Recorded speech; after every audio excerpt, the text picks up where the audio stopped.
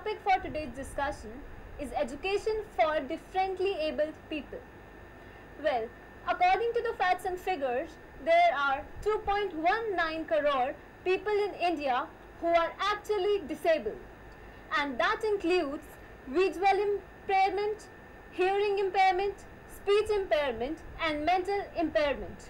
Out of the total number, 75% people in India lives in rural areas, out of which 51% are illiterate, and finally we left with 34% who are actually employed. So here we have Mr. M.K. Bhatt, the prospective principal of Maharaja Agrasen Institute of Management Studies. Welcome, sir, in our studio. Thank you very much. So let's start with a basic question. Sir, what is right to education? Right to education is manifestation of Article 21A of the Constitution of India. As per this article, it is the fundamental right of every child to have education, and for any civilized society, education is the basic for being good citizens of tomorrow. So, right to education is giving the fundamental right to every child. So, as you mentioned here, it is for every citizen in India or every child, but does it really applicable for disabled people? It is definitely, it should be applicable to disabled people, but before going to disabled people, I would like to say that there are many children who are otherwise not disabled, but they too are not getting education. We have not covered even the basic education for all as yet. To just snowball a disabled concept, just to throw away the concept of basic right of education to all, is somewhat, it goes beyond the imagination of a person. Definitely there should be due care for disabled children, but at the same time there should be utmost try for other children also who are also not as yet getting the basic education. But sir, do you really think that the government of India is actually initializing any way to promote education to the students? There are two concepts in it. One is promoting of education, and second is promoting of quality education. These two things cater to different types of people in India.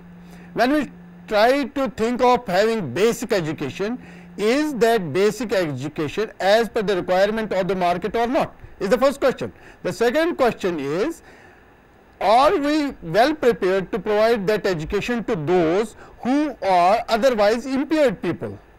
And if we are in a position to provide it to those who are otherwise impaired people and to those who are not in a position to get it in the higher payment basis. So, government's attempts are definitely in the way, but they seem half-hearted. They seem half-hearted. Policies are framed, no doubt, but they don't reach to the logical conclusions. That makes the flaw of a policy. And right to education is a very good concept, but it should not resort to the same technique of forming policy on the paper and leading nowhere in the practical world. I am very much convinced with your answer, sir. But when it comes to NGOs, are they playing any part in this? NGOs have their own goals to fend for. There are NGOs who are definitely for education. Every NGO is not, every NGO is not par excellent also.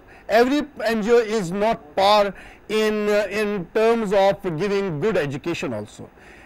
If an NGO has certain nefarious designs in mind and giving education to develop people with certain fundamentalistic attitudes, such education I don't feel leads to anywhere. Now, if we are in a position, when we talk of those NGOs which try to develop children for better citizens of tomorrow, such NGOs are welcome. But NGOs which are funded by outside forces just to make their own angles in this country, such NGO playing is not justified and is not with an intention to develop the children. And so, what are the facilities which are being provided to these students? See, facilities vary in India from area to area.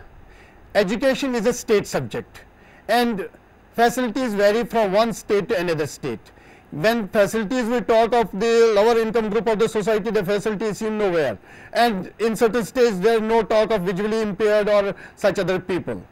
While as in prosperous states there are schools for blind people, there are schools for, but I would not refrain from saying one thing, that we have miles to go in as yet for developing a proper education system for visually or otherwise disabled students.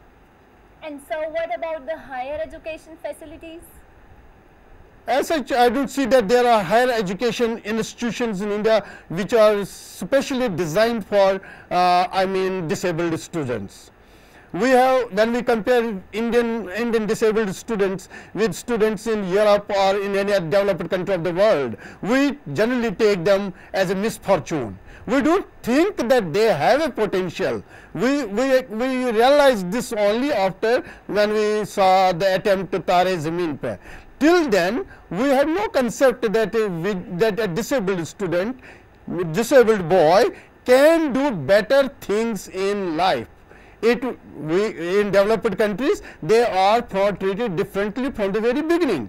Herein, they are made to compete with otherwise a normal student, and he feels incompetency at every stage. This incompetency makes him not to grow ahead in life.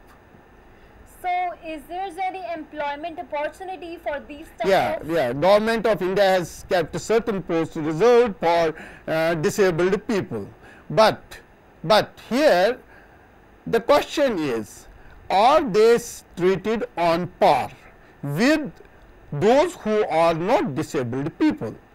They are provided basic jobs. There is a reservation policy for around 5% reservation for disabled people is there, but to get the education, to get the required skills is not easy. It may be that such students from urban areas with their educated parents strive hard to get things, but from rural areas they are still devoid of all these things. Even a student who cleared his IAS had to work hard to be posted. He had to get even clarification from Supreme Court of India. The Honorable Supreme Court of India allowed him to be the SDM, otherwise he was not being allowed because he was visually impaired even after clearing civil service examination. That is the fate of disabled students in this country. So, reservation is there. As I have already told, that policies are framed, but they are on the papers only. On the ground level, the reality goes beyond certain things. Well, thanks a lot, sir. Here we end, and thank you for devoting your precious time with us with the main news. Here I end up. Thanks a lot. Thank you very much.